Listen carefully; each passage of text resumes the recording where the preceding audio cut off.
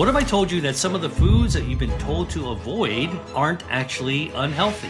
In fact, they can support your brain, your gut, your metabolism if you use them the right way. I really enjoy good, tasty food, and I enjoy cooking. So when people say to me that there's something I should not eat, I look to science to give me the real answers. Is that true or not? In this video, I'm going to tell you what these foods are and show you what the science actually says about them and how to get their benefits. Let's start with one of the foods that you've been definitely told to limit, and it's one of the most misunderstood foods when it comes to health: popcorn.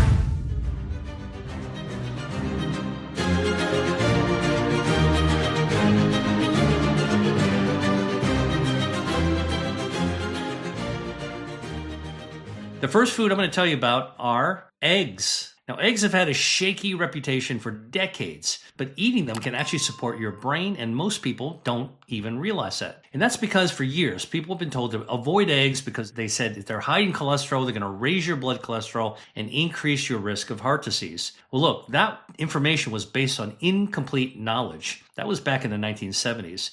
Here's what's actually happening inside your body. We know this today. Eggs are very rich in choline. This is a nutrient that your body uses to produce acetylcholine. That's a neurotransmitter that's needed in your brain for memory and cognitive function, brain health. So when you eat eggs, you are getting the choline, you're supporting how your brain cells communicate. This is very well studied. Higher dietary choline intake has been associated with better cognitive or better brain performance. Eggs also contain high quality protein, which you need for healthy aging. And your body's going to use that protein for repair and regeneration. Now, what about this whole issue about eggs and cholesterol? Well, here's where things can go wrong, because back then in the 70s, when they were studying eggs, they were looking at eggs that were cooked in unhealthy ways. And when they were studying people eating eggs, they were studying the people who were eating eggs were also eating bacon and all kinds of other unhealthy breakfast foods. So I want to actually emphasize that how you cook your eggs is actually really important. Eggs can become less healthy when they're cooked in unhealthy fats and oils,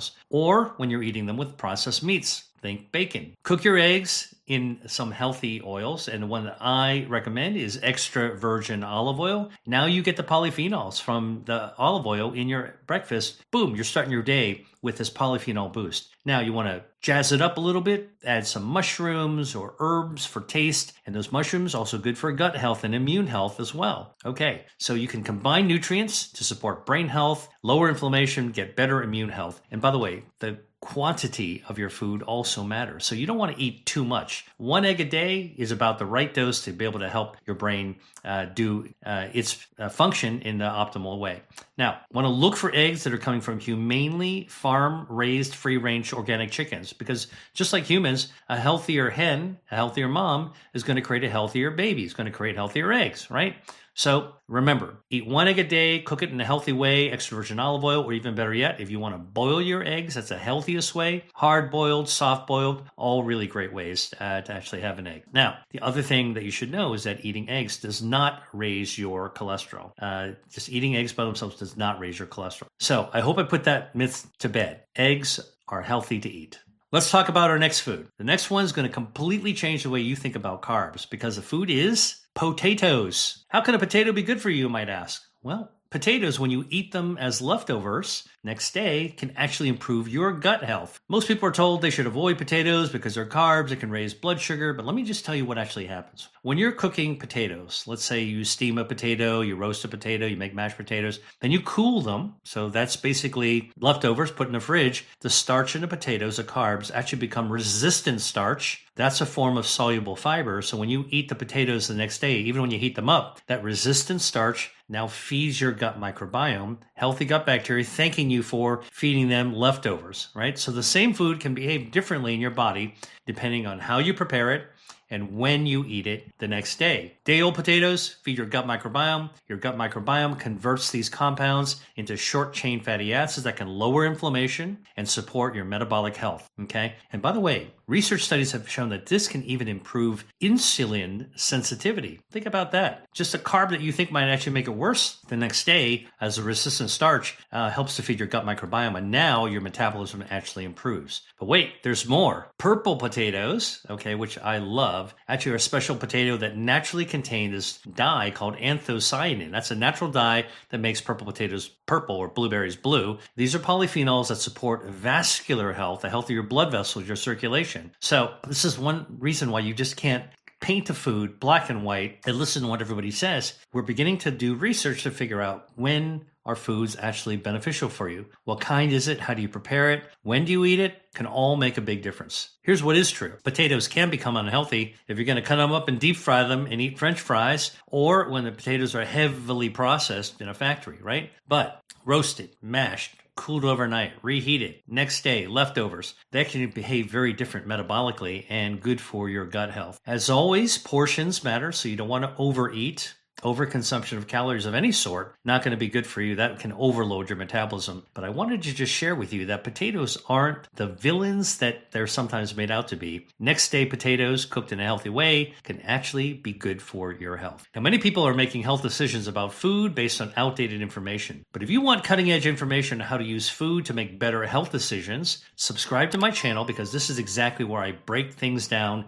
and give you practical tips. Okay, the next surprise food is white rice. How many of you have been told not to eat white rice, eat brown rice instead? Well, white rice, actually day-old leftover rice, can actually support your gut microbiome. And this goes against what a lot of people have been told about rice as a carb, right? Most people think they should avoid white rice, to empty calories. But here's the deal. When you cook rice, okay, and cool it, put it in the fridge for the next day. So you're making a pot of rice, got more than you can eat at one sitting, just save it. Don't throw it out. Cool it in the fridge. Next day, just like a potato, the starch in the rice will be converted into a resistant starch, which will feed your gut microbiome. So that's really amazing. Feeds the gut microbiome, contributes to anti-inflammatory. So white rice isn't the villain it's made out to be. And leftover white rice, just like leftover potatoes, can be actually beneficial. I do want to actually tell you a couple of important things to keep in mind when it comes to leftover rice. Number one, storage. Cooked rice should not be kept any longer than 1 day. One night, leftovers, 1 day, that's it.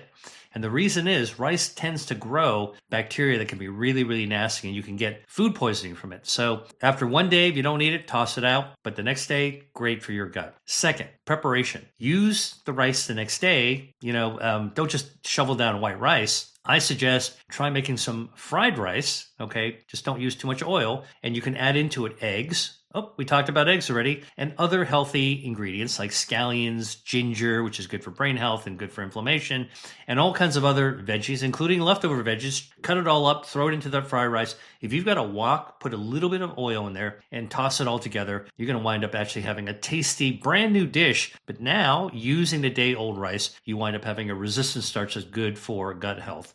Again, quantity matters. Don't overeat. Any types of overage of carbs actually can overwhelm your metabolism. Want to know the next food? Something people snack on. The fourth food I'm telling you about is popcorn. Now, popcorn helps you feel full, and that can actually prevent overeating. If you have a snack of popcorn during the afternoon before dinner, okay, most people think of popcorn as junk food, right? So think about it. You go to the movies, you get to order some popcorn, and I shudder when I say this, because I used to do it when I was a kid. What do? You take it over to the butter machine, you put a ton of that fake chemical butter flavored into it. That butter, by the way, is so nasty that people who work in a factory that make that butter wind up going to the hospital with lung disease. So stay away from it. All right. At home, pop your own popcorn, or you bring your own popcorn if you like, or just have popcorn that isn't drenched with the stuff in the movie theater. All right. And that can actually be good for you. Fills you up, makes you not overeat the next day. But here's a couple of other things. Popcorn is a whole grain. Okay. It contains fiber, contains polyphenols.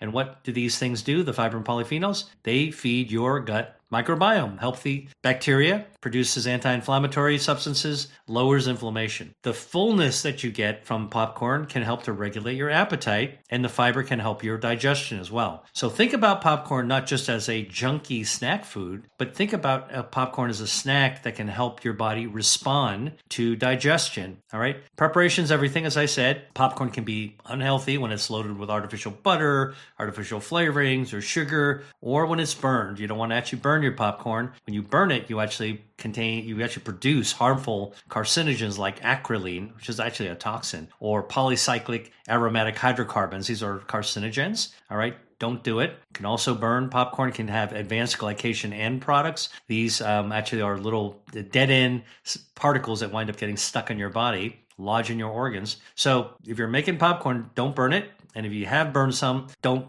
scrape the bottom of the bowl and eat those burned bits. All right. I know you've done it before. I've done it too. So just don't do it. All right. So again, preparation counts. I don't like to use butter to pop my popcorn, but it's okay to use butter if you want. Actually, I prefer and recommend you use extra virgin olive oil. Now you get the polyphenols in there as well. And it happens so quickly, you're not going to actually cause problems with the extra virgin olive oil. By the way, rather than put sugar or artificial flavoring, ranch, barbecue, don't do that. I'll tell you what I do. Take a dried spice like rosemary, grind it up in a coffee grinder until it's really, really fine. Sprinkle that rosemary powder onto your popcorn, maybe popped with extra virgin olive oil. Man, you're going to have like a Mediterranean-style popcorn treat. Healthy snack, supports your gut microbiome, helps to make you full, controls your appetite, and that's just really good stuff. Now, one more food I'm going to tell you. This one may surprise you the most, and that is dark chocolate. Now, most people know they shouldn't be stuffing their face with Halloween candy like chocolates, and it's true. Chocolate itself is a confection. It's got made with sugar and it's got all kinds of calories and a lot of other stuff as well, sometimes unhealthy fats. But dark chocolate, is got a lot of cacao. Cacao is what's used to make chocolate. It's a plant-based food that contains cacao polyphenols like proanthocyanidins, all right? So these are flavanols, and guess what dark chocolate does with those flavanols? They get into your bloodstream. They help you produce nitric oxide naturally. This is the signaling molecule inside your body, inside your blood vessels, that causes your blood vessels to widen, to relax. Now you get better blood flow to your brain, to your muscles. You want to build your muscles. You want to have sharper thinking. It's actually very beneficial. Also, by widening your blood vessels, it takes the strain, the load off of blood pumping into your heart and out of your heart, right? So it lowers your blood pressure, which protects your cardiovascular system. And this is one of the reasons that dark chocolate flavanols have been looked at in the human studies. Once again, quality matters and quantity matters. So in terms of quality, you don't want milk chocolate, all right? You don't want white chocolate. You want dark chocolate, 70 to 80% or higher is better. Can be kind of bitter. So what I recommend, if you don't, some people really like bitter chocolate. I don't mind it.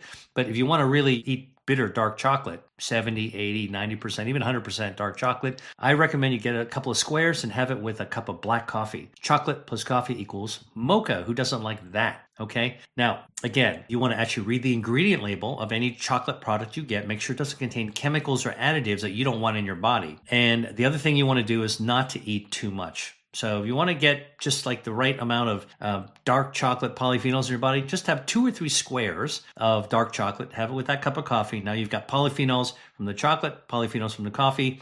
Tastes really great. Mocha, you don't need a lot to get a benefit. Just a few squares is fine. So there are so many myths about foods that are supposedly unhealthy. People tend to try to assign, good guys, good foods, bad foods. As a rule, foods have their good sides and their negative sides as well. Foods in general, especially whole foods, are not inherently unhealthy. Even some of the ones that I told you are snacks. What matters comes down to a few things: quantity, quality, and preparation, and then how your body responds to what you put inside it. I've just told you about 5 foods that most people often will tell you are unhealthy to stay away from, that have a healthy side to them if you just approach it.